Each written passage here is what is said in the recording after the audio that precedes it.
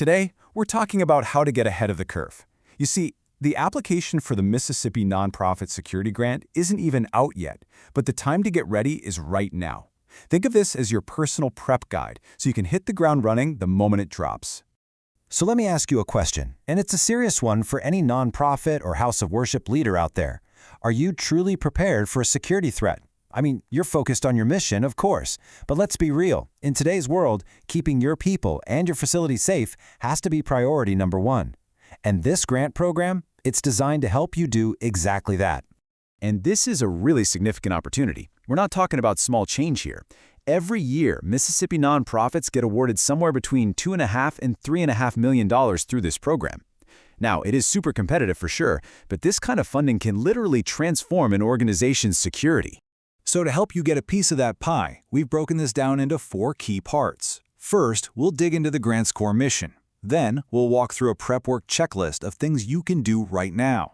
After that, we'll talk about how to plan a winning project, and finally, we'll cover what to keep an eye out for as we get closer to the application period. All right, first up, let's make absolutely sure we're all on the same page about what this grant is, and just as importantly, what it is not. The official name is the Nonprofit Security Grant Program. You'll hear it called NSGP. This is federal money that's managed by the state, and it has one very, very specific goal: to help nonprofits harden their facilities, basically to make them tougher targets against targeted attacks from terrorism and extremism. And that leads me to probably the most crucial point you need to understand. This is not a general crime prevention grant. You can't just say, hey, we'd like a new fence because there's been some crime in the area. No.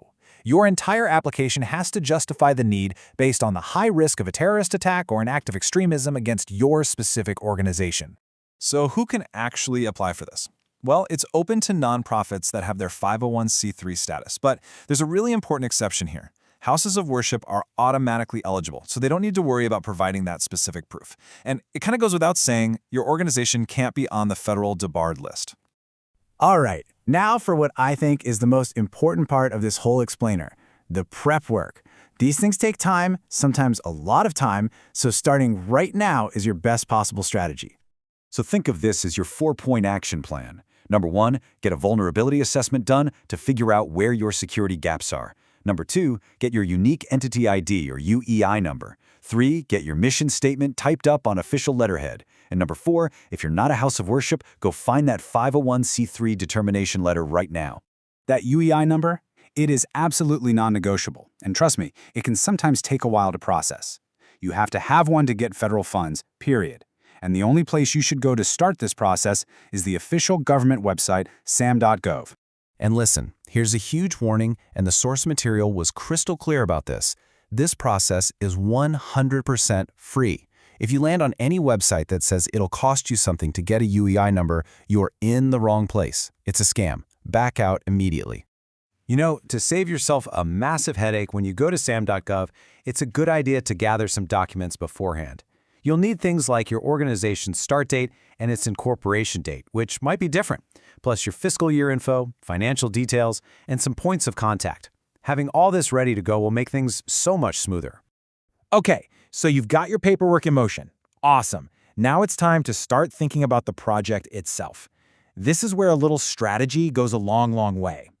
Now, in recent years, the max award has been $200,000 per site, and that means per physical address.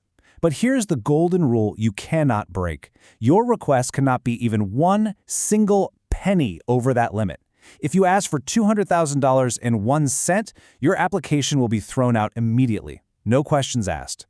Now, when you're planning what to actually buy, you have to be really careful with what's called the Authorized Equipment List, or AEL. It can be, well, a little confusing. For instance, you'd think a gate is part of a fence, right? Common sense. But not to FEMA. To them, a fence and a gate are 2 totally separate line items you have to request individually. The details really, really matter. So let me give you some pro tips for your budget. First, don't try to apply for 50 different things. Pick 1 or 2 top priority projects that tackle your biggest vulnerabilities. Second, never, and I mean never, guess on the costs. Get real preliminary quotes. Also, it's a good idea to add a little wiggle room because things are almost always more expensive than you think. And finally, remember that installation has to be listed as a separate cost from the equipment itself. And here's the perfect example of why all this matters. Get this. A bomb-proof trash can is actually on the list of allowable equipment. But just because you can ask for it doesn't mean you should. Your application must always justify the need, not just the want. You have to focus on what your vulnerability assessment actually tells you that you need. Okay, we're in the home stretch.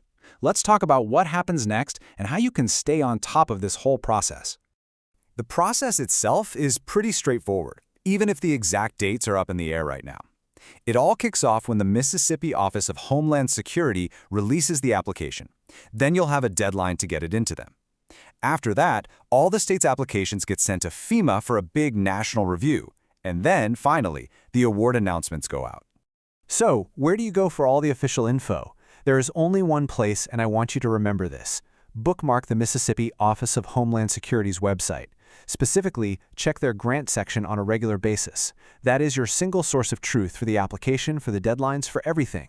So, we'll leave you with this question to think about. After everything we've just covered, what is the #1 top security priority for your organization? Answering that question for yourself, well, that's the real first step to building a winning application, and more importantly, a safer future for your entire community.